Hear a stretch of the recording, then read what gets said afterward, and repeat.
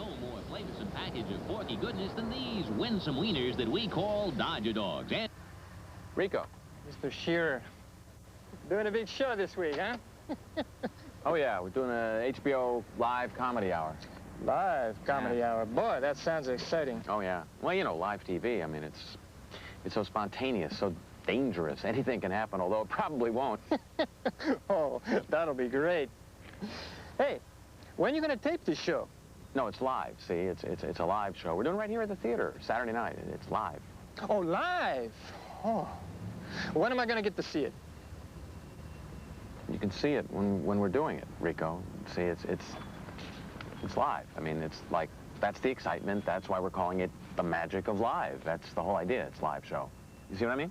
Oh, I got it, yeah. Except I'm going to have to work on Saturday night. My sister's restaurant. No, it's too bad. Well, I guess I'm going to have to tape it, huh? Hey, listen, good luck with that live thing in there, huh? Break a leg. Thanks. Hold it there.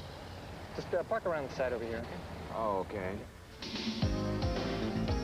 live from the Doolittle Theater in Hollywood, California, Harry Shearer presents The Magic of Live.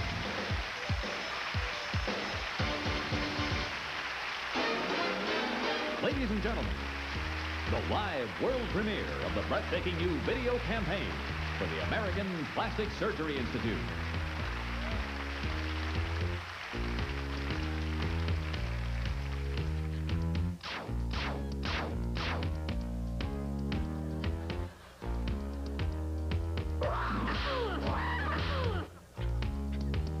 My lips are yours, my nose is too.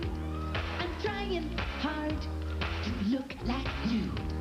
Just like a grape, I've had a peel. What's black is white, what's fake is real.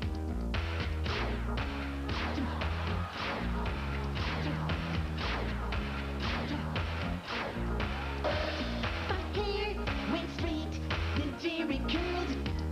I've got the best of every world. I take from each what's best for me.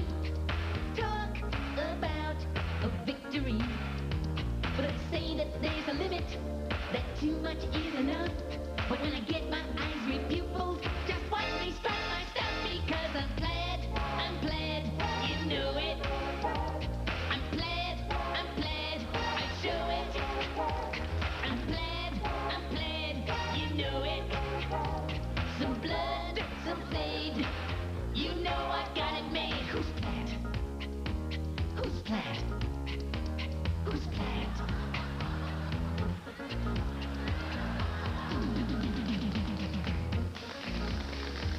The word is out, I'm looking strange. The world don't like to see you change. I've got my looks and I've got my pride. I still can dance 'cause I'm black inside.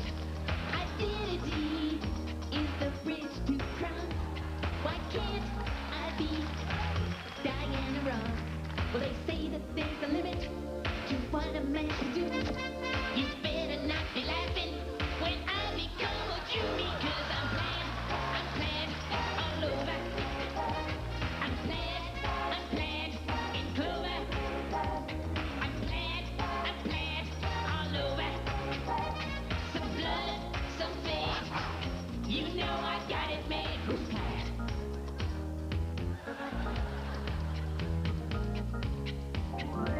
Take it, cue.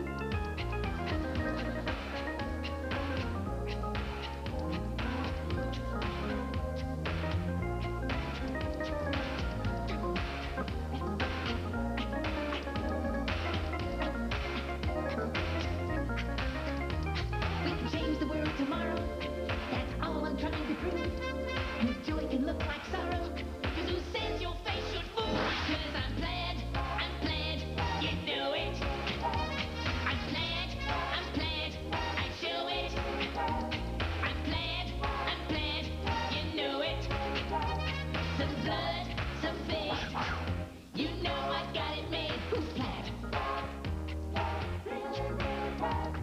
The American Plastic Surgery Institute. Because hope never leaves a scar.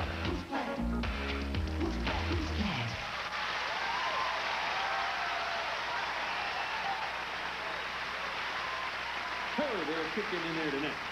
But you know, part of the magic of live TV is that it can take you to places that ordinarily you might only see on tape. Hi, everybody. I'm Alan Thicke. And I'm Meredith McCrae.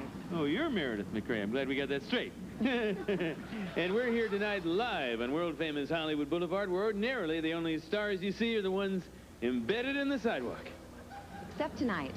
In just a few minutes, we are looking forward to seeing stars galore, riding by our broadcast position in floats made entirely of whatever the float designers have chosen to express themselves with. And as you may know, I'm entering the second year of my contract as the official host of every parade televised in the United States and Canada. And tonight, it's the first annual Hollywood Boulevard Memorial Day Weekend Parade. That's right, Alan. And from what they tell us, the pageantry should be starting in just a few moments. Well, let's talk to one of the passers-by while we're waiting. Excuse me. We're on TV, live TV here. How you doing? I'm excited. Well, you looking forward to the big parade, huh? I'm always excited. Good enough. Meredith? I guess we'll send it back inside and invite you to join us later on for all the glamour of this solemn but joyous event. Remember, May is National Month After Cable Month. The perfect time to find out how much cable TV has changed since you disconnected. Coming up this month. For years, America has paid tribute to its fallen show business legends by remembering them as they were. This month, HBO brings those legends into the 80s. The place? Las Vegas, Nevada. You've got the best seats in the house. Ladies and gentlemen, the Himalayan room of the Golden Summit Hotel takes great pride in inviting you to turn the clock back up to now and imagine with us what it would be like if the legends had lived. It's the most glittering reunion ever, and everybody who ever died is there, as if they never left us. You'll see the 44-year-old Jim Morrison of the Doors. People are strange when you are drinking, showing your penis scares them away. But seriously, how many of you out there have kids? Yeah? Junior, I want to kill you! You'll fall in love all over again with the 65-year-old Judy Garland, making a triumphant comeback from her recent laryngectomy. Thank you very much. I love you all. Somewhere over the rainbow, bluebirds fly. And you'll join a packed Las Vegas audience in standing and cheering for the big man in the big jumpsuit, Elvis, the king of rock and roll. Is your heart filled with pain? Shall I come back again? Anybody want to start? Tell me, dear, are you lonesome tonight? You're gonna have to come up here and get it, darling. I can't even move. 7 entertainment giants lost to us forever live again as you've never seen them before. And your front row seats cost less than 1 round of drinks because HBO's On Stage USA takes you there. Join us all this month and see what it would have been like if the legends had lived. Call your local cable company now. Sometimes they answer.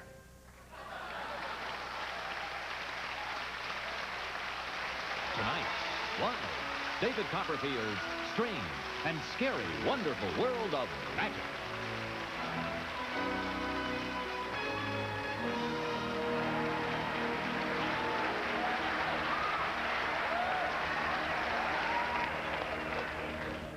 Good evening.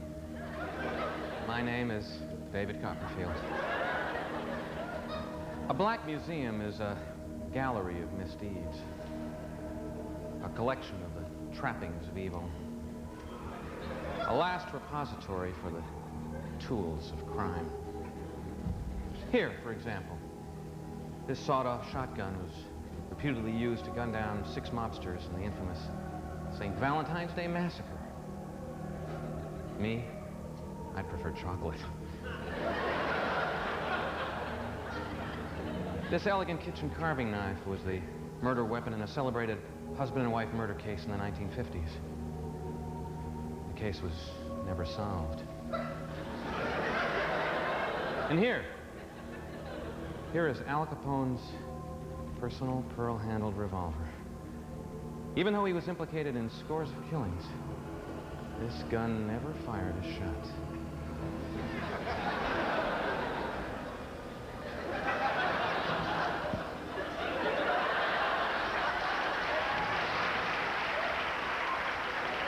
Now, normally, the things a criminal leaves behind are left to rest once the case is closed. But last year, on commercial television, Al Capone's vault, sealed behind a wall for almost half a century, was disturbed. It took heavy equipment, tons of explosives, and thousands of man-hours to do the job. Well, tonight, I'm going to try something that's never before been attempted, even off of television. I'm going to attempt to reseal that vault, some 2,000 miles away in Chicago, purely with the magic of my mind.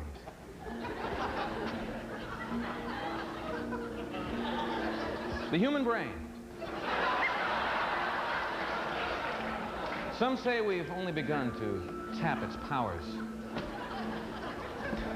Powers that could include communicating with the dead or moving objects by sheer concentration.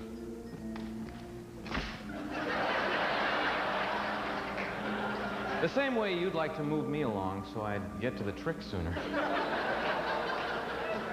I want to move that wall and reseal that vault. The only difference is there's no way you can make me cut some of this introductory dialogue. But I can reseal that vault. I think. You're looking at a live satellite transmission from Chicago, Al Capone's vault. Is there a curse that surrounds this place? Maybe not.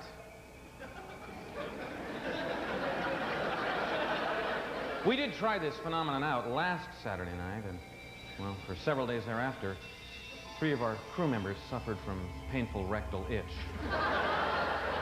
But that was then. Tonight, oddly enough, the phases of the moon, and the axis of the Earth, and the number of television sets in use are all almost exactly the same as they were that night a year ago, when the vault was blasted open. It must mean something, or I wouldn't bring it up. A full complement of Chicago policemen has ensured that no member of our production staff has gone near the vault area. Not that we could if we wanted to. It's in a pretty bad neighborhood. Good evening. I'm Tareen Winters. Moments from now, David will be focusing all the powers of his mind in an attempt to seal the wall of Al Capone's vault. To ensure that he's not in some kind of secret but ordinary contact with Chicago, David will be isolated atop a 15-foot-tall tower of tempered steel and buttressed columns. And the tower will be surrounded by 6 of the most prominent people in the field of parapsychology. A circle of physics. Sorry, a circle of psychics. And it's all happening before your eyes, without benefit of camera tricks. Live. Thank you. To focus the powers of my mind the way a laser focuses light, I'll be enclosed in this pyramid. As you can see, the front door is a 2-inch thick pane of solid glass. And look, the rest of the pyramid is sheer. There are no other doors or windows, no other way in or out. This time the trick isn't getting out. Given the forces we may be dealing with here, the trick is staying in. Wish me luck. I know I do. Some medical authorities advised us late this week that it may be dangerous to maintain this intensely focused state for too long. Apparently, after 30 seconds, severe synaptic damage could result. So, there is a new addition. A digital display will count down the 30 seconds David has to turn his thought waves into brick and mortar. Ladies and gentlemen, David Copperfield's strange and scary, wonderful world of magic.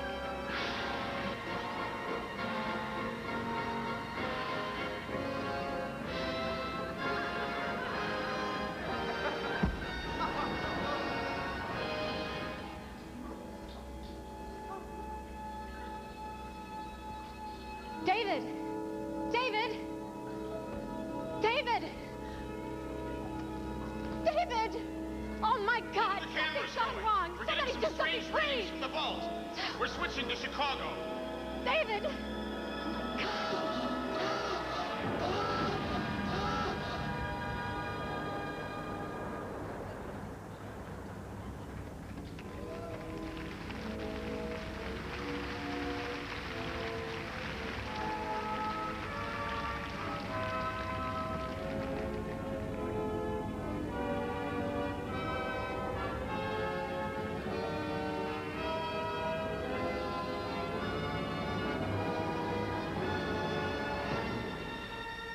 Something has gone terribly wrong. I'm the ghost of Al Capone. The... David? Doug Henning, ladies and gentlemen. What are you doing here, Dougie? Well, I was just down the street rehearsing my own live special, and I thought I'd drop by and magically cast my own playful spell on your little trick. You bastard. Hey, tell us about your show. It's called Magic, Magic, Magic, and we're doing it all down at SeaWorld. And I'm planning all sorts of wondrous illusions with possibly the most intelligent creatures on the face of the earth. Our brothers, the dolphins. But now, wait a minute. You're not going to make a dolphin disappear, are you? No, I'm going to make SeaWorld disappear. You're a nut.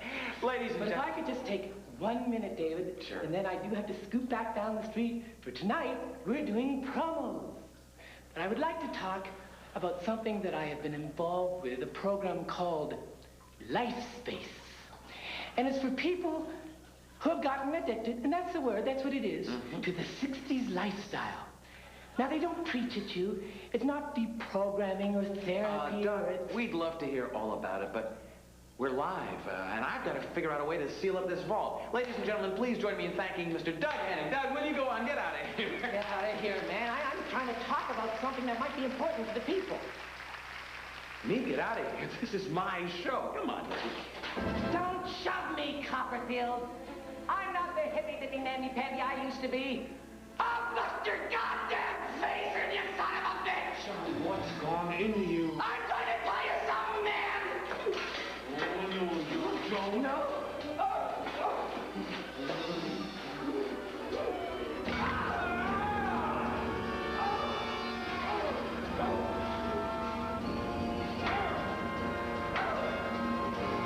David!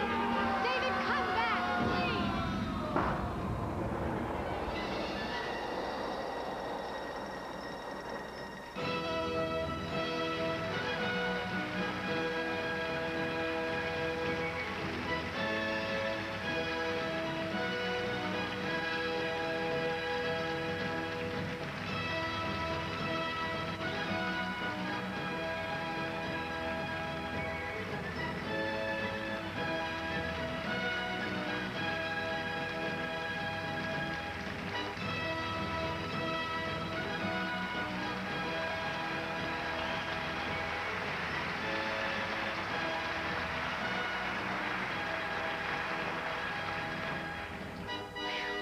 That was close. Did we prove anything tonight? Maybe just this. Maybe I should have cut some of that introductory dialogue.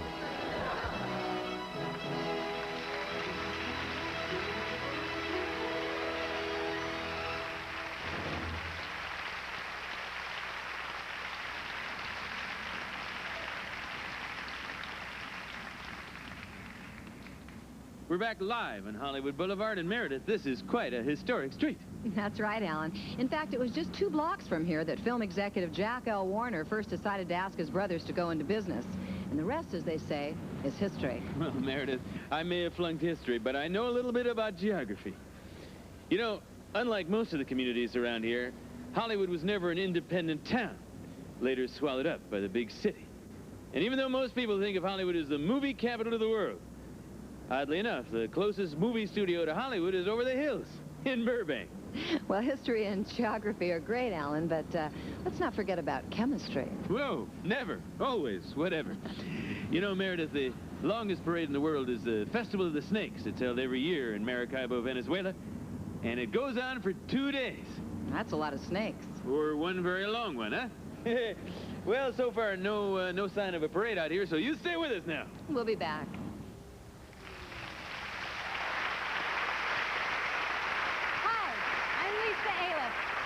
The Terene Winters Show, not seen in your area. The following presentation is not presented live. The reality it depicts exists only on film. From the Holmes Tuttle Collection, Western America's leading active archive of historic storylines, come tales of action, romance, and adventure in our nation's executive mansion, Hellcats of the White House.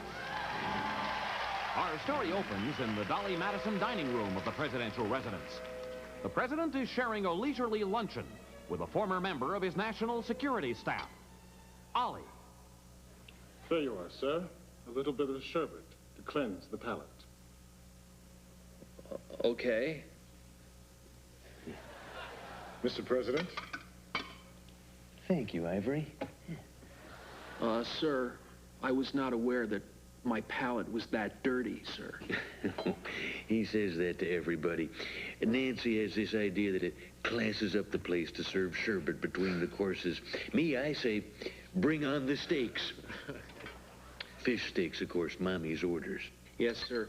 You know who really loved his meat was old Bill Lundigan. You remember him, don't you? Yes, sir. He paid off somebody at the Warner's commissary to fix him up a 2-pound porterhouse steak for lunch every single day. Meantime, the rest of us are sitting there like bumps on a log eating Spanish rice or some such. You know, Mr. President, I've never really gotten a chance, sir, to tell you how much that you've inspired me. Well, now, come on, Ollie. Yes, sir, if I may. In 1974, I was sort of messed up, sir. Ollie, if you're talking about running around naked with a gun... Well, it didn't happen exactly like that, sir. Everybody's done something like that at one time or another. Hell, Brian Donlevy used to come into my dressing room while I was sitting on the throne and point a pistol at me. Cracked me up. Yes, sir. Anyway, sir, I was feeling kind of lost, sir. Kind of with nowhere to turn. And then one of my relatives sent me an interview you did with a Christian magazine, sir.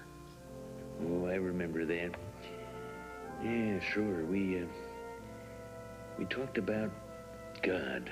You also told a story, sir, about having to recreate a baseball game on the radio. And about having to make up the game when the telegraph wire went out, sure. I remember that. I always do. Well, for this young Marine, that was it, sir. Ollie North said to himself, Marine, the wire just went down in your life. You've got to make the rest of it up. I never ran around naked with a gun after that, sir, I can tell you that. Ollie? Yes, sir. Do you think that... Anything, sir. You could bump that ketchup down here about a foot or two? It would be an honor, sir. It'd be an honor.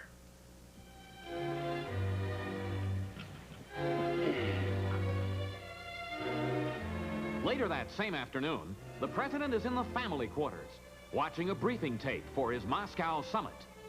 Nearby, Nancy sits, having old eyeliner buffed off her eyelids.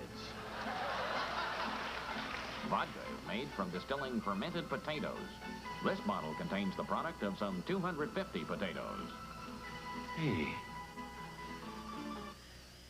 You know, Mommy, I'll bet you $1 to a donut that kid has no idea who Bill Lundigan is. Still, I think I should pardon the fella. Ronnie, there's plenty of time to think about that later. Not after dinner. I gotta take the big nap. No, dear. I mean, later. After November, later. Ronnie, well, I know this is so unimportant compared with what you're going to be talking about at your summit, but, well, please remember to mention to Mr. Gorbachev our idea for the Just Say Niet campaign. Oh, no problem, Mommy. It's on the agenda. Many Soviet missiles are sighted in the province of Kazakhstan. For details, see the briefing books. See the briefing books? Who the hell do they think they're talking to? I'm gonna call those CIA... the red phone, Mommy. Where's the code book? Howard had it last. Oh, the hell with it. I'll use last week's code. Hello, Big Buffalo.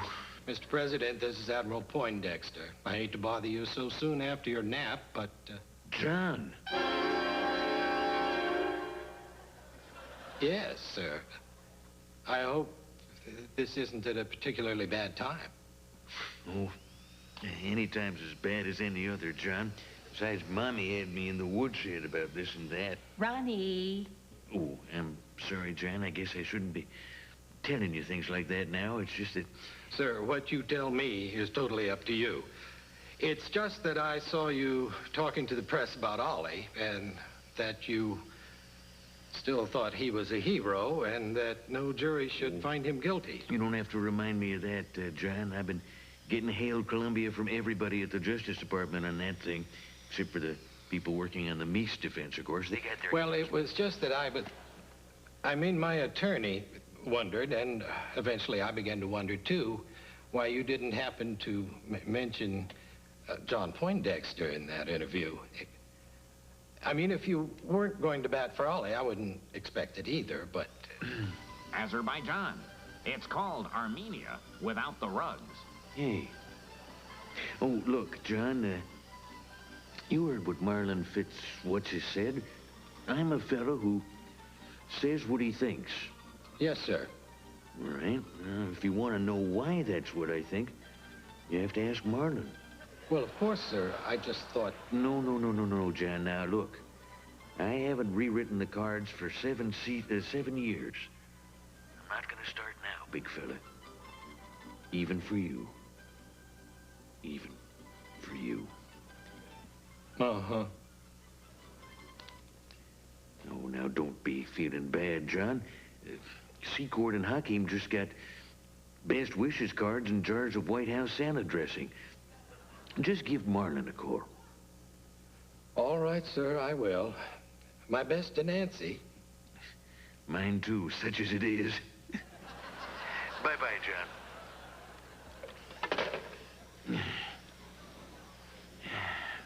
Ish kebab is a local favorite, even though the skewers often contain horse meat. Jesus, hey, that must be an evil empire after all. Horse meat. Totus gracias, Manuel. Yes, Mrs. Ronnie. Was John trying to twist that big arm I love? Let me think back. Yeah, I guess he was. Ronnie, we don't need John anymore, or Ollie. You are going to be the first president in history to have 4 summits. Yeah, I know, Mommy. It's just that... What's that you smell of? Oh, it's just the old eyeliner. It's reliquefying in the buffer. It's nice. Mommy, look, I know better than anyone. I couldn't just come out and call John a hero, but I sure as hell could have called him the hero's best friend, you know, like I used to be at Warner's. Dennis Morgan used to say that. Ronnie, darling, we are going to Moscow. Our problems with John and Ed and Ollie and Mike are over. Our worst year is behind us. Mommy, I guess I've always been an incurable optimist. I like to think that our best year is behind us. Next time, rehearsing for vacation on Hellcats of the White House.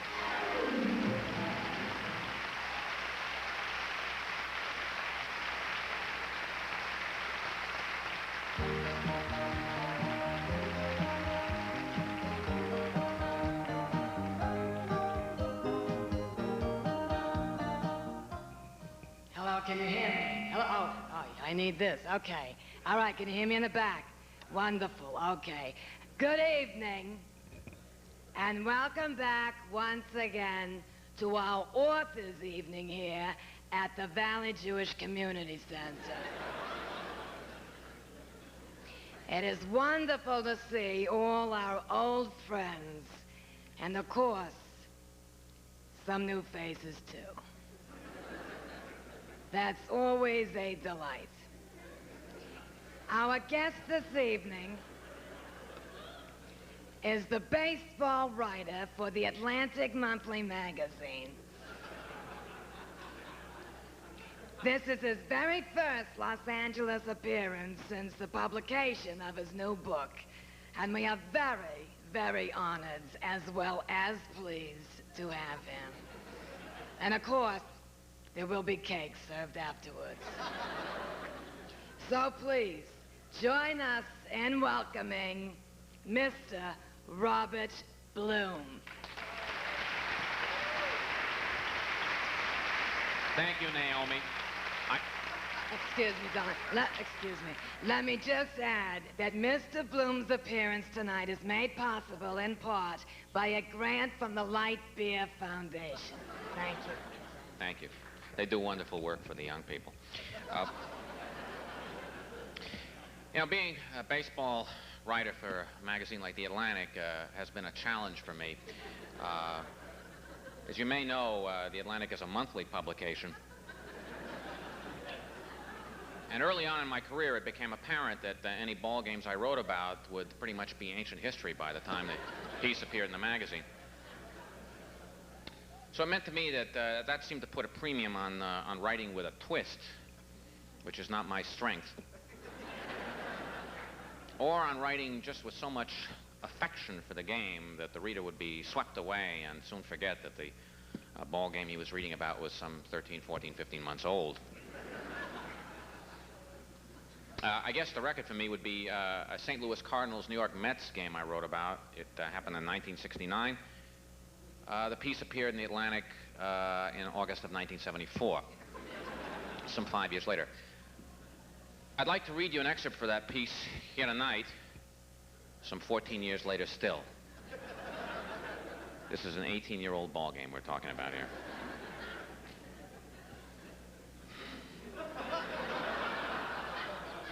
The air was thick with humidity and expectation. The grass, for it was still real grass, though it was carefully trimmed, seemed to perk up its collective ear, as if it were aware of the preternatural significance of the events about to unfold upon it. At the concession stand, a man said to me, large, medium, or small. And though he was talking about cups of beer, he seemed to be summing up what the evening was to be all about. The organist played the Star-Spangled Banner slowly, thoughtfully, as if for the first time. The flag waved upon its pole of prominence as if it too were weary of the ritual, eager to get on with the business at hand, as if it too would remember, if indeed mute pieces of cloth can be thought to have memory, would remember the evening's events as either large, medium, or small. Thank you. It's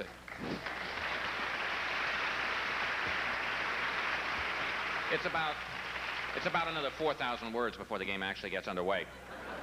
I'm very proud of that piece. That appeared in my second book, More Games of Summer. But what I'm really excited about, as you can tell tonight, is my new book. I felt the need to plow some new ground, I guess. The feeling began to grow within me over the past period of time that one could write poetically and lovingly about old baseball games only for a certain number of decades before beginning to grow stale. So I determined to get into a new direction. I've done so with this book. It's called Not Since Noah. And it is a group of recollections, if you will, memoirs of some of the more memorable rainouts it's been my privilege to attend.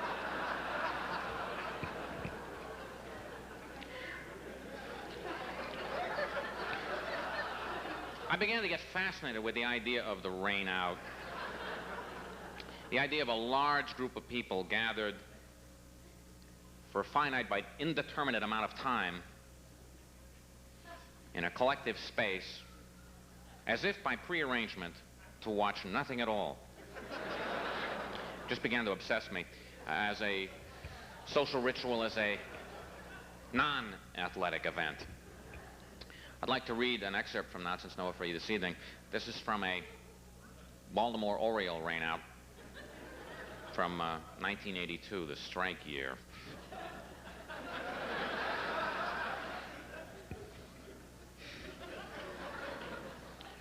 The tarp was now less a surface than a coalition of little pools. Lakelets of once and future rainwater that in the soft percussion of their arrival seemed to play a tattoo of melancholy. Not just for the evening, but for the season, for the idea of the season. The wind and its shifting currents wove a tapestry of itself. Through the organist's jaunty version, was it too jaunty a version of Raindrops Keep Falling on My Head? The music from the PA speakers came and went, rose and fell, ebbed and flowed. The 6-year-old next to me dropped his hot dog, smearing French's best on my left pant leg. I'm very proud of that. It was a very important ball game. Hang on. They tried to play it. They tried to play that game for about 4.5 hours. The piece runs some 60,000 words. I'm getting the signal from Naomi that we don't have time for the question and answer session, but I have been asked to remind you that Authors Evening here at the Valley Jewish Center continues next week with a special appearance by the young man who has been writing the titles for Robert Ludlum's books. Mr. Gregory Miller will be here to read from his exciting new first novel, The Mirsky Conundrum. Thank you very much.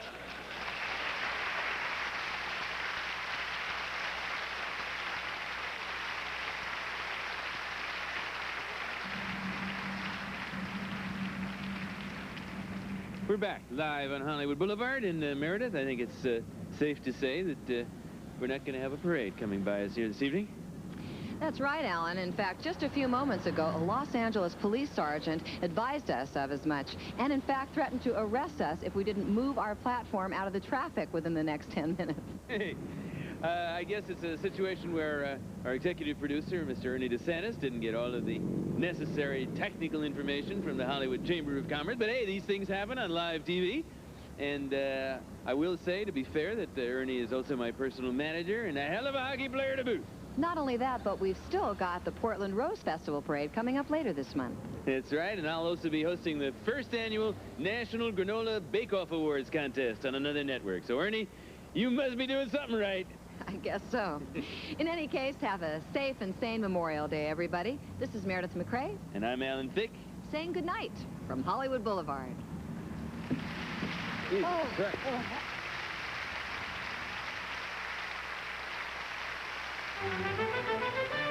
1988 presidential primary campaign is almost over, and this campaign has boasted dozens of great debates. But speaking is only half of effective communication skills. The other half is listening.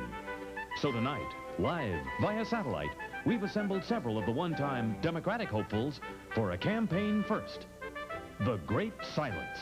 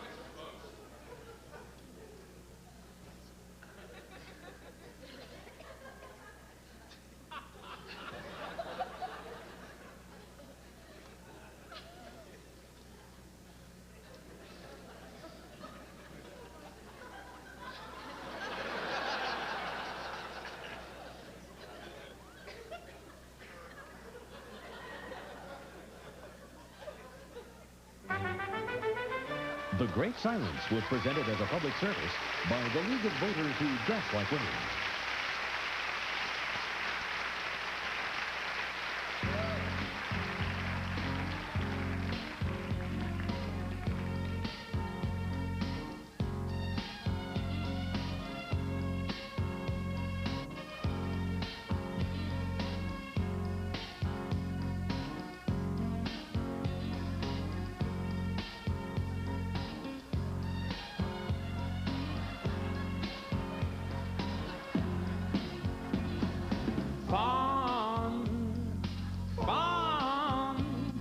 They treat you like you're just some kind of pawn, though you clearly had a feel for what's going on.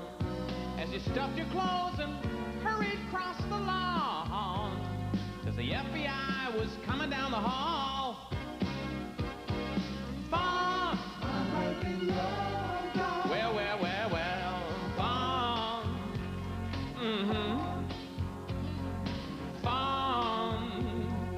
Fawn. Your eyes are like a waterfall at dawn, and your lips are sweeter than the freshest prawn. So like a moth to flame, to you I'm drawn. Around you all the pieces seem to fall. Fawn! Yes, Fawn. Now could I ask you a question, honey? Could you ever come and type for me? Together we could breach security with immunity. Oh, Fawn.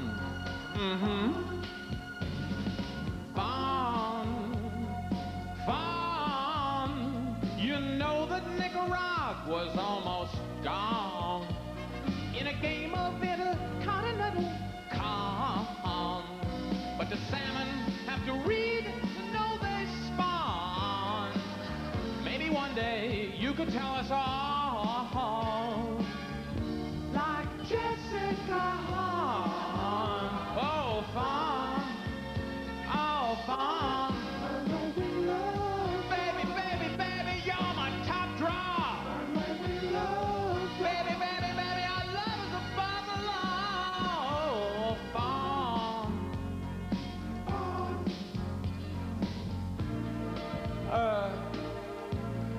we just talk for a minute, Fawn, honey? You know I love you, but what I got to know, Fawn, is will Rob Lowe and your new friends at Our Magazine allow you to love me too? Oh, Fawn.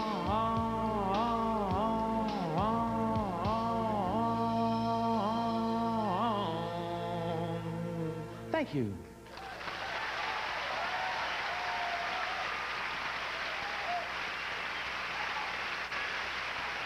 The Shredders, ladies and gentlemen.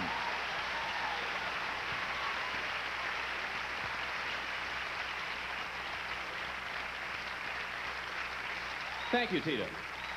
If I can take anything of yours off, let me know. Unaccustomed as I am to appearing in a blue tuxedo, good evening. Welcome to the Doolittle Theater. This is my show. What the hell? Thank you.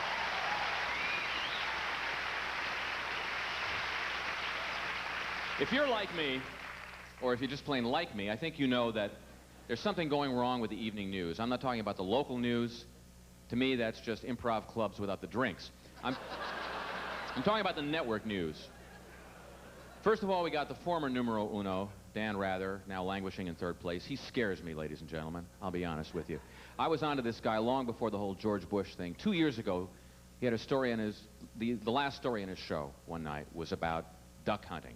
Simple thing, all you have to do at the end is say goodnight. He comes on at the end of this and says, fly away, fly away, fly away home. Right away, I know the guy's got a blurry teleprompter, and it's gotten worse. NBC, they got Tom Brokaw. Now, you know, people complain about athletes making a lot of money. Kareem Abdul-Jabbar makes $2 million a year. He's 41 years old. He can still sink the hook shot, and he will. Tom Brokaw's 44, makes $2.3 million, can't even hit something from the free throw line, I bet. And in addition, can't pronounce the letter L. We have only 26 letters in the alphabet. I don't think we can spare one. He can't even pronounce his salary. How much do you make, Tom? $2 million? What's that? That's my salary. I mean, it's sort of reassuring, you know, when you hear the Italian cruise liner Achille Lauro was kidnapped by Palestinian hijackers. It doesn't sound so much like bad news. It sounds more like a speech class. So, and then there's Peter Jennings, who I think is the sanest of the bunch. I think he's the least likely to crack in a crisis, but he's from the wrong country. He's a Canadian. Now, see, here's my theory. I mean, there's 240 million of us, right? Couldn't one of us do that job? Good evening, here's the news. These Canadians, you see, my theory is we're guarding the wrong border. People come across from the border from Mexico in the trunks of cars to do work we wouldn't consider doing for $1.50 an hour. Canadians waltz into the airport, they get their green cards from some kind of cash machine, and the next thing you know, they're pulling down $2 million for going, hello, here's the news. I would not deny them the privilege. I think we're a free country, we should stay that way. I just think to make them appreciate the opportunity a little more, maybe we should require the Canadians to come across their border in the trunk of a car. That's a personal thing. Now, part of the excitement of doing live television is there's a live audience here. We're going to go out into this audience and find out what's on some people's minds. Hi, how are you? Fine. Fine. That's the right answer. Where are you from? New Jersey. New Jersey, and here's the amazing thing. She's absolutely right. Now, maybe just get some people who have some questions, opinions about one thing or another. So, yeah, hi. Okay, do you have something to say? Richard Petrosian, Sherman Oaks. Okay, Richard, that's not your whole name, right? You're from Sherman Oaks. From Sherman Oaks, right. You're a little nervous. No. We have a camera right here. What are you, an owner or a renter, Richard? I rent with I'm option to buy. Very smart. Okay. Richard, we don't have a lot of time. What's on your mind? Harry, has anyone made the connection, and for me, it's a very clear connection, between the Iran-Contra-Reagan scandal and the Kennedy assassination? Off the top of my head, I'd say no. I have some amazing facts, amazing coincidences. In quotes, in quote. I'm just laughing. Yeah, I noticed. Yeah. Harry, if you stay with me, I'll take you from the hole to the entire donut. Okay, we don't have a lot of time, Richard, so just... I won't take... Okay. How many letters in the name North? Ollie North? Ollie North. O-L... Just the North part. Oh, okay. 5. 5. How many letters in the name Oswald, like Lee Harvey Oswald? 6. I have other amazing... Those are my... I have more amazing than... No, Richard. In all fairness, I hope you do, because that's not that amazing. I mean, 6 letters and 5 letters, I think, you know. You nitpick the details, you lose the forest for the trees a little bit on it, Harry. Just... I can do more. Well, you're painting with a fine brush right now. I have more meaty clues. Do we have time? Paul, do we have time? Yeah, we have a couple of minutes. Okay. I don't have that much time. I'm going to Musso's for the sand dabs. So Oh, okay. Well, they are frozen, you know. They're frozen. That's better than fresh. Okay, well, go ahead. A couple of months before the assassination, Harry, Jack Ruby made only a few long-distance phone calls. This is documented. All right, this is the assassin of Lee Harvey Oswald. A week before the assassination, in November, he made 30 or 40 long-distance calls to Chicago. This is... So what? To whom? To the Chicago office of AGVA, the American Guild of Variety Artists. That's the show business union that represents nightclub singers and dancers, is that right? Right. Now, ostensibly, this was to get strippers to appear in his club, the Carousel Club in Dallas. But, Harry, it wasn't to get strippers to appear in his club. It was to get Ronald Reagan's home number. This is the Iran show business connection. Get Ronald Reagan's home number, who was still an actor at that time, to invite Reagan to Jack Ruby's wedding, to the wedding of Jack Ruby to his dog, Sheba. Okay, Mr. Petrosian, Harry, I swear to God, I know this is outlandish. Jack Ruby had a very strong emotional and sexual relationship with his dog. This is documented. This is in reasonable doubt. Mark Lane is... No, we're not going to get into Mark Lane. All right, look, we have a lot of other people with questions and comments. Can I just one more last thing? Wait. I swear to God, I'm sorry. Just one, because I know you butt your head against the wall so often on this stuff. All right. This will be quick, because if you don't get the Mussos, they don't seat you to your whole parties there, so I'm going to... Okay, go ahead. If you have any physical evidence... I have physical evidence. This may be startling a little bit to the people. A few months ago, Harry, my wife and I were renewing our vows. Oh, that's very nice. In Dealey Plaza. At the moment a photo was taken... Now, did you go to the depository? It's not a depository anymore. Really? It's expensive loft housing. Isn't that something? Yeah. I wanted to get up into the 5th floor window, you know, and just sit there and squat, you know. Not that I want to be an assassin. No, I understand. Not that I want it, just to get that rush. Yeah. Okay, anyway. I want to be an assassin. I understand. All right. So now you have the photograph. Okay. The photograph was taken, we're renewing our vows, Harry. And just at that very moment, Bud McFarland and his daughter were jogging by. At the very moment he's supposed to have been in that Valium coma. Now, it's the national security... National whatever he was. There right. Now, do you have these photos? I mean, was there a clergyman that... Just a Nikon. No, I mean, officiating at the vows. No, we had a judge. Did he see this? No, we didn't see until we got the pictures back. And you have the pictures with you tonight? My wife's mother has these pictures. Now, we're getting those back. When we get them back, get them blown up. She blowing them up? No, she's not. She's looking at them not for detail. I see. All right. Yeah. Mr. Richard Petrosian. For assassination reasons. I see. Okay. Interesting. Is that your real name, by the way? It's real enough for right now. Okay. Fine. All right. Richard Petrosian, enjoy your meal. Enjoy the rest of your live HBO show. Thank you very much. We don't have...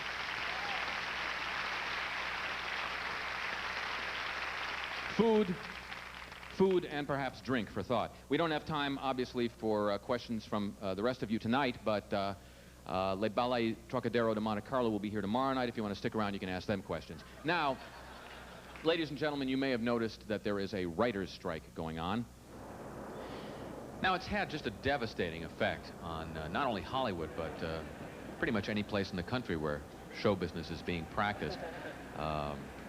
I don't want to be the one to break the bad news to you, but a lot of your favorite and, as a matter of fact, least favorite network television shows won't be premiering on schedule this fall because of the strike, and it's just having a ripple effect throughout the industry. That is to say, a lot of people are unemployed, sitting at home drinking Ripple. Now, aside from the unemployment and the lost millions, there is another sad note to all of this. The Writers Guild has had a history of division and internal strife. 3 years ago, you may remember the last time the Guild struck, there was all sorts of division and internal dissidence. This year, there are rumors that the soap opera writers want to leave the strike and go back to work. And I think the reason is because the Writers Guild lacks what a union needs for solidarity. An anthem, a song. I'm fixing that tonight.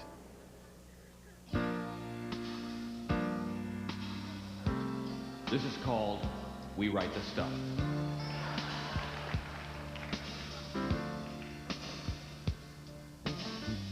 When a cop who plays it by the book gets teamed up with a streetwise, smart-ass kid, and he flips his lid, we write what he did.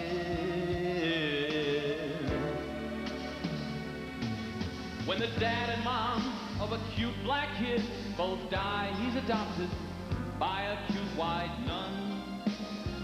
He's the sister's son. We write what he done.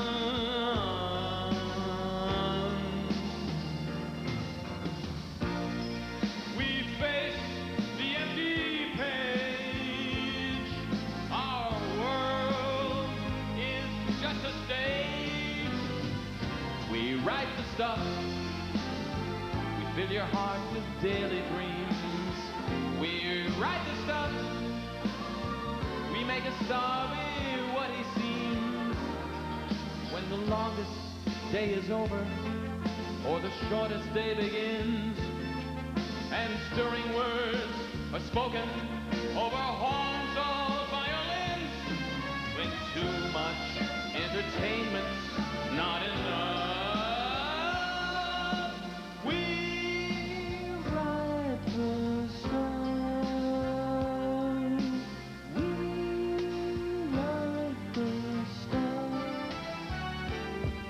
A producer says our outline about Nixon should be a treatment about Taft. We man our craft. We write the draft.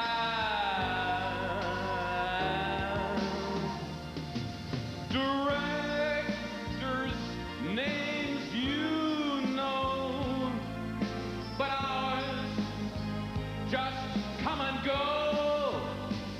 We write the stuff. We make an alien speak our minds. We write the stuff. We sit all day on our behinds.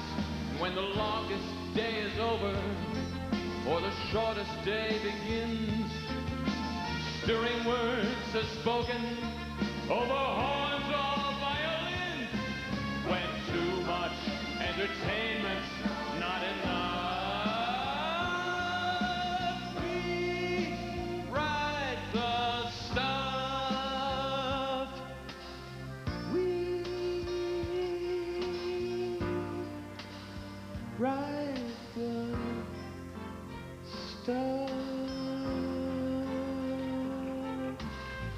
Thank you, and good night.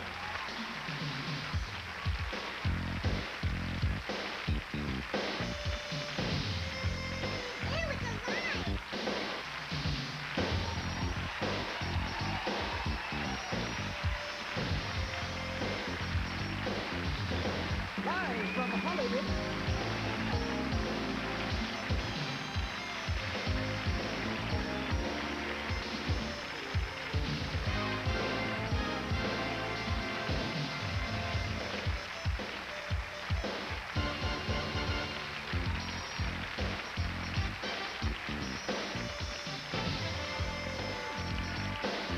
Portions of the magic of live.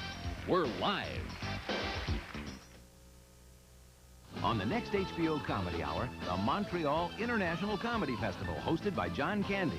I mean, we're talking serious comedy. On the next HBO Comedy...